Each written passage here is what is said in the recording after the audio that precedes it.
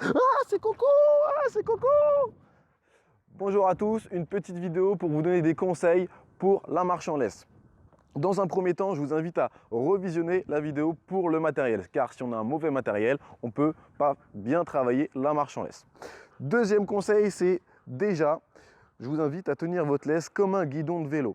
Les deux paumes de la main vers la terre, le plus détendu possible, et les mains le long des jambes, le plus détendu. Surtout pas comme ça, on ne tire pas dessus, surtout pas ici comme ça. Je ne mets pas de tension sur la laisse. S'il y a une tension sur la laisse, c'est parce que c'est mon chien qui tire. Mais moi, je ne vais surtout pas tirer. Et je ne vais pas le tenir très court, parce que plus c'est court, plus la laisse va être tendue. D'accord?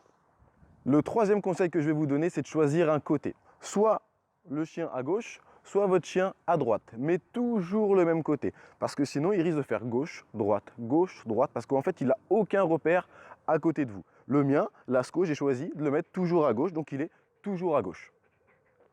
Si papa décide de promener le chien à gauche, maman promène le chien à gauche, tonton promène le chien à gauche, tout le monde promène le chien du même côté. C'est vraiment plus structurant pour le chien. Le quatrième conseil, c'est d'entraîner votre chien dans une zone où il n'y a pas de distraction. C'est-à-dire, n'allez pas entraîner votre chien alors que vous allez promener votre chien pour aller, par exemple, à la boulangerie. D'accord? Ce sera trop difficile. Vous êtes sur une ligne droite, votre chien, il va tirer. Ce sera vraiment pas bon. Il sera en train de suivre une piste. Il sera dans la même direction, le chemin qu'il connaît, donc il va tirer. Ce sera vraiment pas évident. Donc, choisissez un terrain où vous avez de la place pour changer de direction. De cette façon-là, il pourra apprendre à vous suivre beaucoup plus facilement.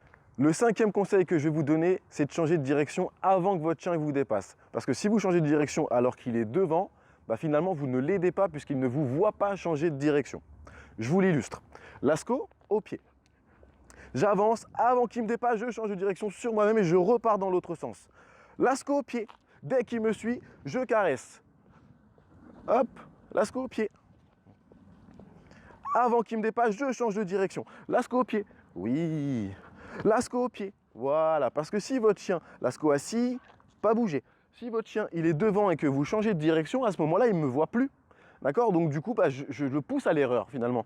D'accord? Donc au début, pour lui apprendre, parce qu'il ne sait pas qu'il faut me suivre, il ne connaît pas, il n'a pas cette notion-là au début. Donc je vais lui dire, Lasco au pied, et avant qu'il me dépasse, hop, je le rappelle. Lasco au pied, hop, je le rappelle. J'espère que ces quelques conseils vous auront plu, vous auront aidé à améliorer votre marche en laisse avec votre chien. N'hésitez pas à me laisser des petits commentaires, à partager si ça vous a plu et je vous dis à très bientôt. Allez, bye bye.